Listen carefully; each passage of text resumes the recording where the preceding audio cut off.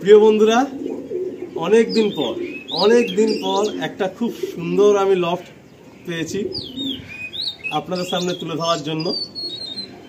খারাপ লাগার বিষয় বলবো না, শখের আদান প্রদানটা এইভাবেই চলছে। এই লফটে ফুল লফট পায়রা সেলে থাকবে। সত্যি বলতে মানে আইজুল্লাহ সম্বন্ধে আমি এক ভাই আমাকে এই সন্ধানটা পেতে হেল্প করেছেন। অনেক দিন ধরে আমার এই লফটে এসে একটু পায়রা শখ করানোর কথা চলছিল। তো তারপর দাদা এই উইন্টারে আমার মতো নতুন টুর্নামেন্ট খেলেছেন, ভালো পায়রা উড়িয়েছেন। তো কি বলবো বন্ধুরা, তো শখের জন্য সেই টাইমিংটা আমি দিতে পারিনি যে দাদার লফটে এসে ভিডিও করব। আর ইনফ্যাক্ট আমার একটা পার্সোনাল প্রবলেম আছে আর কি। দাদাকে এসে আমি বললাম যে আমি আজকে এসে ঠিক পৌঁছাতে পারতাম না, বা সেটা অন্য একটা ভাই আর কি হেল্প করছে বলে আমি আসতে পারলাম। তো দাদার একটু আর্জেন্ট বেসিসে আমাকে আসতে হয়েছে যে এই লফটের আর কি সমস্ত পায়রা সেলে থাকছে। আর 99% পায়রা আন্ধ্রা পায়রা, ডিরেক্ট আনা পায়রা। আর বন্ধুরা কি বলবো, যখন কোনো লফটে যাই আর লফটটা ওয়েল মেনটেন অ্যান্ড লফটের যে যাবতীয় বিষয় যেগুলো দেখা উচিত আজকের দিনে পায়রাবাজি করতে গেলে, যখন সব কিছু রাইট মার্ক হয়ে যায় না, মানে ভিতর থেকে একটা ভালো লাগে যে আমি একটা নিজের থেকেই এই লফটের সম্বন্ধে কিছু কথা বলি বা এই লফটের বিষয়টা তুলে ধরি। কি বলবো বন্ধুরা, তো এই পায়রাটা খুব শখের জিনিস। তিলে করে আস্তে আস্তে বড় হয়। আপনারা জানেন যে অনেক ভাই আমার চ্যানেলে অনেক ছোট্ট জায়গা থেকে পায়রা করতো, ছোট্ট সেকশন থেকে, সেখান থেকে বড় লফট হয়ে গেছে। তো দাদার এই লফটটা একদম আইডিয়াল লফট, যেমন লফট হওয়া উচিত। এই লফটটার সম্বন্ধে জাস্ট 1 মিনিটের মধ্যে শর্টে বুঝিয়ে দিচ্ছি, কারণ এই লফটের বিষয় বা দাদার ইন্টারভিউ পার্ট নিয়ে মানে যদি আমি 1 মাস আগে আসতাম তো নেওয়াটা ঠিকঠাক ছিল, বাট আজকে যখন ফুল লফট পায়রা সেলে থাকছে তো তখন সব পায়রাগুলো আপনাদের দেখানোর চেষ্টা করব। তবে এইটুকু বলছি, আমি এসে এখানে কিন্তু অলরেডি 1 ঘন্টা সময় অতিবাহিত করে দিয়েছি। যতটুকু আমার চোখ বা আমার সব লফটে গিয়ে যেটুকু ধারণা হয়েছে, দাদার লফটের পায়রাগুলো আমার সত্যি বলছি মন থেকে ভালো লেগেছে। আর লফটটা এত সুন্দর, ওয়েল মেনটেন, ক্লিন, এত মানে ভালো লাগলো এসে না, যে পায়রাগুলো প্রত্যেকটাই fit and fresh and healthy রয়েছে। তো দাদার সাথেও কথা হচ্ছিল, একটা কথা শুনবো, দাদাকে বেশি নেব না। দাদার মনটাও খুব একটা ভালো নেই, বাট ওনার বাড়িতে একজন এই মুহূর্তে পেশেন্ট বলেই আর কি এই ডিসিশনটা নিতে হয়েছে। দাদার মানে যে ওয়ার্ক শিডিউল, তো খুব চাপেরই ব্যাপার হয়ে যাচ্ছে। বাট আপনারা যে পায়রা পাবেন, মানে দাদার দিক দিয়ে ফুল অ্যাসিউরেন্স যে যদি একটু আপনারা সময় দেন, একটু ট্রেনিং করেন আর খাবারটা যদি একটু ঠিকঠাক দেন, পায়রা দাদাও ওড়াতে পেরেছেন, দাদা উড়িয়েছেন। এই এলাকাতে দাদার পায়রার উড়ান সবাই কম বেশি জানে, কিন্তু দাদা কখনো সেল করেনি কাউকে পায়রা। একটা পায়রা খুব ক্লোজ ভাইকে দিয়েছে। তো এই প্রথমবার এই ডিসিশন বা এই সিদ্ধান্ত নেওয়া হয়েছে ফুল লফটের পায়রাই সেলে থাকবে। তো যেহেতু আমার সাথে কথা হয়েছিল শখ করানো, তাই আমাকেই ডাকা হয়েছে যে এসে আপনি ভিডিও করুন, মানে আমি ভিডিও করবো অ্যান্ড সেলের পায়রা আপনাদের শখ করাবো। তো বন্ধুরা, আমি সবসময় বলি যে স্টোরিটা একটু ইম্পর্টেন্ট। আপনারা ট্রাস্ট করবেন না করবেন না আপনাদের ব্যক্তিগত ব্যাপার, কিন্তু এটাই ফ্যাক্ট যে এই লফট থেকে পায়রা সরে যাওয়ার কিন্তু আর কোনো দ্বিতীয় কারণ নেই। তো পায়রার এন্ট্রান্স এই দিকে রাখা হয়েছে, এটা হচ্ছে দক্ষিণমুখী ফেস করে পায়রার লফট রাখা হয়েছে। এই দিক দিয়ে আলোটা ঢোকে কর্নার ভাবে। উপরে জালঘরে যেমন পাল্লা থাকে সেই পাল্লা আছে এন্ট্রি করার জন্য। এখানেটা খুব সুন্দর ইউনিক লাগলো, এটা প্রত্যেকটা লফটে কিছু ইউনিক বিষয় লাগে। এটা দেখুন এইরকম পাল্লা করা আছে, এটা এখানে হুক করে দেওয়া হয়। পায়রা এখানে স্নান দিয়ে বা নতুন পায়রা সেটিং করার জন্য হলে এই ছেড়ে দেওয়া হয়, এই ক্লিক হয়ে গেল। আর পায়রা যাতে একটু লফটের মধ্যে মানে ওঠা বসা চলাফেরা করতে পারে, তো তার জন্য এরকম কিছু র্যাক করে দেওয়া আছে। আর আরেকটা ইউনিক পার্ট, ছোট্ট জায়গা, মানে খুব বেশি হলে এই টোটাল লফটটা চওড়ায় আমার মনে হচ্ছে 10 ফুট হবে দাদা, 10 ফুটের কাছাকাছি হবে। তো এই 10 ফুটটাকে কি সুন্দর কাজে লাগানো হয়েছে দেখুন, চওড়ায় 10 ফুট। উনি কী করেছেন, 2টো আড্ডা সেকশন করেছেন, যার কিনা 2 সাইডেও বড় বড় উইন্ডো রেখেছেন, পশ্চিম দিকের রোদ পাওয়ার জন্য, পূর্ব দিকের রোদ পাওয়ার জন্য। অ্যান্ড তার সাথে সাথে উনি কী করেছেন, এই চওড়ায় যে 5 ফুট, এই 5 ফুটের হাফ 2.5 ফুটকে উনি গেট দিয়েছেন। তারপরের যে 2-2.5 ফুটটাকে পুরো কনক্রিট এরকম ঢালাই দিয়ে উনি খুব সুন্দর এরকম ব্রিডিং সেকশন করে দিয়েছেন। তো মানে এখানে 3 পেয়ার ব্রিডিং, এখানে 3 পেয়ার ব্রিডিং, মোট 6 পেয়ার ব্রিডিং। বেশি ব্রিডিংয়ে দাদার ফোকাস নেই, শখের কারণে পায়রা করতেন, বুঝতেই পারছেন। আর তার হচ্ছে এই দুদিকে আড্ডা করার আড্ডা স্ট্যান্ড রয়েছে। তো মোটামুটি আনুমানিক আমি আপনাদের বলে দিই যে দাদার ঘরে টোটালে হয়তো 40 পিস হবে না, চোখের আন্দাজে 40 পিস মতো পায়রা আছে সেলের। তো আমি আর কি বলবো, তো দাদার কাছে জাস্ট দুটো একটা কথা শুনে নেবো, বেশি সময় নেবো না, অনেকটা বেশি বলে ফেললাম। দাদাই আমাকে বললো যে আলিম ভাই তুমি একটু বলে দাও, সব তো তোমার সাথে গল্প করেছি। তো দাদা জাস্ট দুটো একটা কথা যদি আপনি বলেন, তারপর আমরা পায়রা শখের দিকে আগিয়ে যাবো।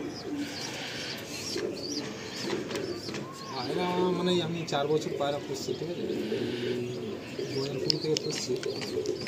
এতদিন মানে অনেকদিন পরে অনেক জায়গায় বন্ধু বান্ধবের কাছ থেকে পায়রা নিয়েছি। এই বছর ফিরে দিচ্ছে মানে ঠিক পায়রা মনের মতো পায়রা কালেকশন করে পায়রা রেডি করা শুরু মানে কী বলবো, এই বছর নিজে মানে টুর্নামেন্ট খেললাম, সামনের বছর ভাবছিলাম আরও ভালো করে খেলবো।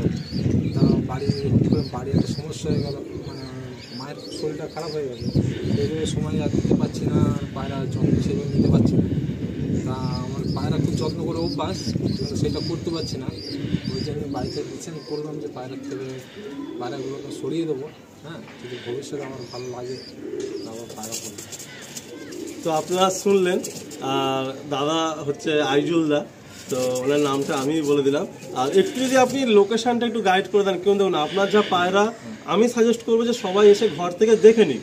আর আমি সবসময় বলি যে আপনারা যখন আপনারা ফুল লক কোনো সেলের ভিডিও দেখবেন না, আপনারা চাইবেন তাড়াতাড়ি চলে আসতে।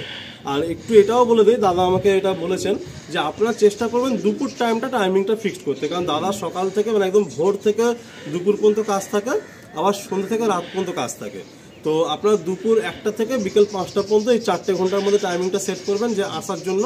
আর যদি একটু লোকেশনটা একটু গাইড করে দেন। লোকেশন আমার ইকো পার্কে এসে আমাকে যদি কেউ কল করে আমি গাইড করে নেবো। আচ্ছা, মানে ইকো পার্ক কোন নম্বর গেট?